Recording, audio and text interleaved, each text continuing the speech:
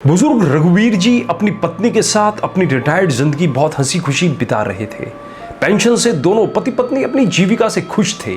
वैसे तो घर बड़ा था और उनके 3 बेटे भी थे और साथ में 3 बहुएं भी थी, मगर उनके तीनों बेटे अलग अलग शहरों में अपने परिवार के साथ व्यस्त थे।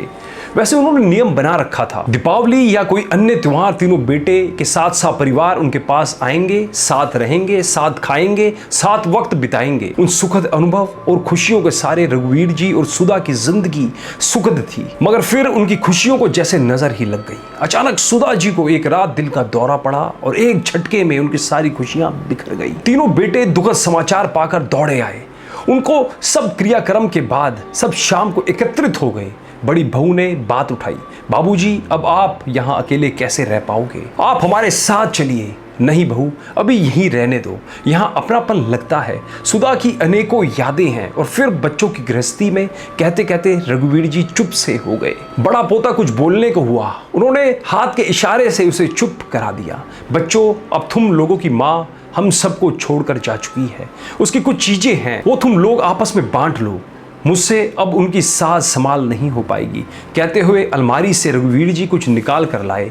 मखमल के थैले में बहुत सुंदर चांदी का श्रृंगार था। एक बहुत सुंदर सोने के पट्टे वाली पुरानी रिस्ट वॉच थी। सब इतनी खूबसूरत चीजों पर लपक से पड़े। छोटा बेटा जोश में बोला, अरे ये घड़ी, ये तो अम्मा सरिता को देना चाहती थी। रघुवीर जी धीरे से बोले, बच्चों, और सब तो मैं तुम लोगों को बराबर से दे ही चुका हूँ।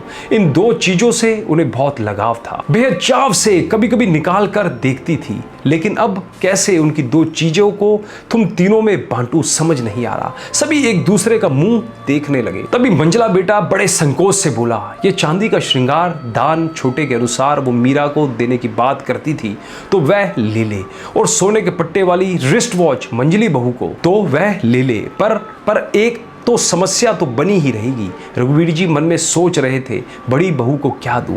उनके मन के भाव शायद उसने पढ़ लिए। बाबूजी, आप शायद मेरे विषय में सोच रहे हैं। आप ये श्रृंगार दाद मीरा को और रिस्ट वॉच सरिता को दे दीजिए। अम्मा भी तो यही चाहती थी, पर नंदिनी तुम्हें क्या दूं समझ में नहीं आ रहा। आखिर तुम भी तो मेरी बहू हो, मेरी बेटी हो। बाबूजी, आपके पास एक और अनमोल रत्न है और वो अम्मा जी मुझे ही देना चाहती थी। सबकी हैरानी और परेशानी को भांप कर बड़ी बहू नंदिनी मुस्कुरा कर बोली, वो सबसे अनमोल रत्न तो आप स्वयं है बाबूजी। पिछली बार अम्मा जी ने मुझे कह दिया था, मेरे बाद बाबूजी की देख रेख तेरे जिम्मे है। बस अब आप उनकी इच्छा का पालन करें और हमारे साथ चलें। रघुवीर जी की आंखें खुशी से और कृतज्ञता से भीग गई।